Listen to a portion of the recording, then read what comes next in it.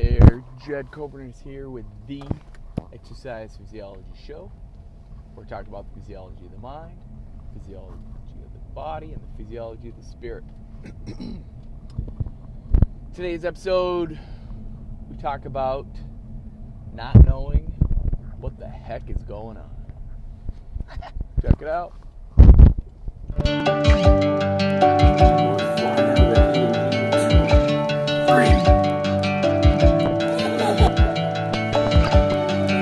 Before starting any exercise program, always get cleared by a primary care doctor.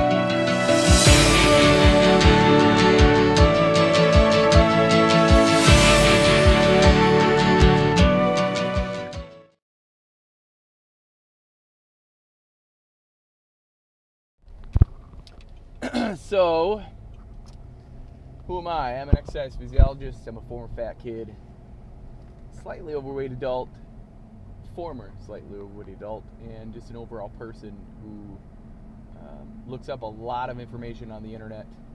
I'm a good filter for what's going on out there. It's kind of what I wanted to talk about today is what is actually going on and what the heck is going on with all of this information that we have at our fingertips. And we don't, in my opinion, we don't take advantage of it all, right? How do we know good from bad? How do we know what kind of information we should be looking for? And that, right? So validity comes to mind, the word validity. In school, we had a lot of talk, about the word exactly, that word, validity. What's valid information and what is just made up crap, right?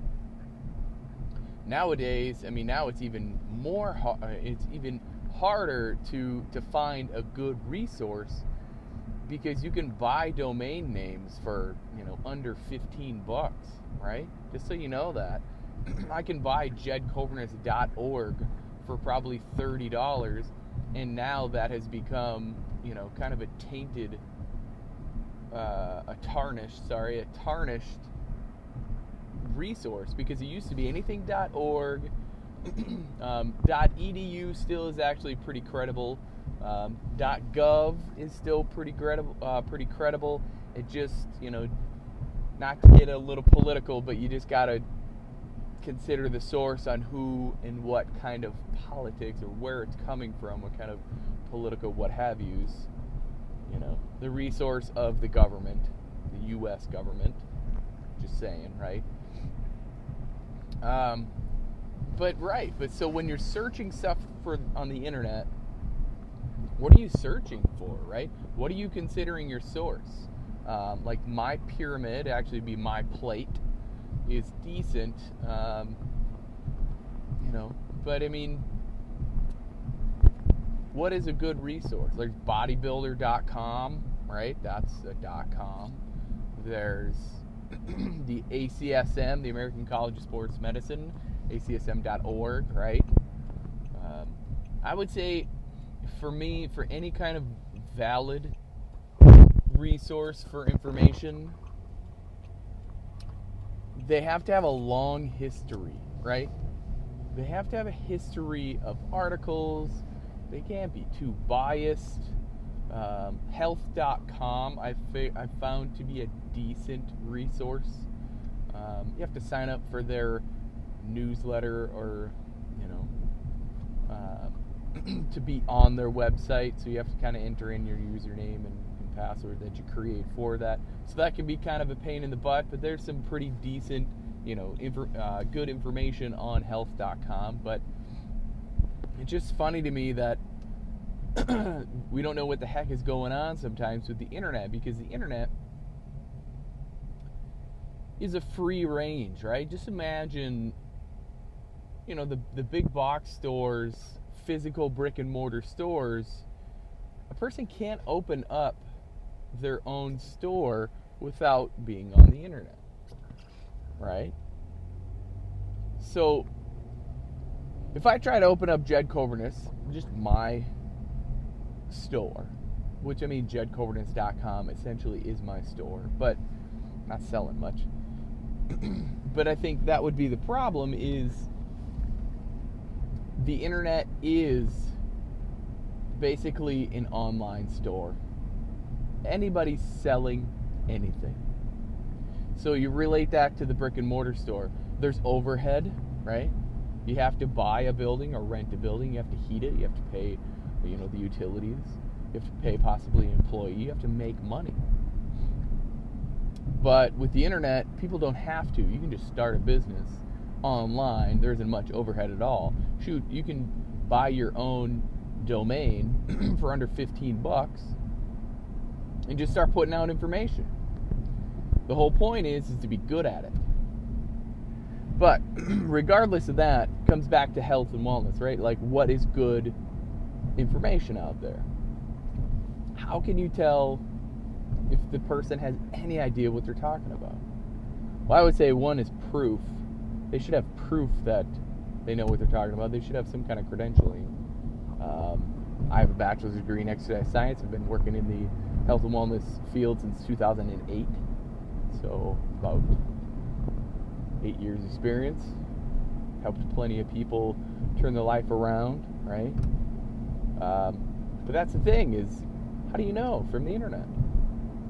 .edu and .gov. .org is getting to be kind of the tarnished one now. But .edu and .org. And also, if you're looking at any articles, you want to make sure they're peer reviewed. And how do you know they're peer reviewed? They'll have a little thing at the bottom of it saying it's peer reviewed. A little thing, like a little few words that say it. So none of my articles are peer reviewed. Why? Because ACSM, I like them, but I think they're out for money sometimes, and that is hard for me. So I think I'll probably go towards the American Society of Exercise Physiologists. I'm going to go with them, and I'm going to start getting peer reviewed. But yeah, that's kind of how it works. So be very cautious today. I challenge you to be very cautious to what kind of information you're taking in from the internet. Because there's a lot more crap out there than the actual good information. Because everybody's trying to get noticed. Everybody's trying to get ahead, right? I'm here just to help you. That's it. So if you want to check it out, hop on my daily newsletter. Hop on, it's all free coaching from there. If you want to get in to YGT Fitness, it's $9.99, right? $9, $9.99 a month. That's not very much for an awesome community, daily check-ins, accountability through working out, figuring out little changes each week that you can stay healthy and get healthy and just stay, And then weekly hour-long check, like not hours and like, oh my gosh, take forever hour, but weekly check-ins that we all come together for an hour and learn new things about ourselves is the big part. So if you want to check any of that out, it's jedcorbinance.com. Have yourself a great day. And as always, if you're willing to change from the neck up, you will change from the neck down. I do believe in you. Now it's your turn to start believing in yourself. Great day. Bye.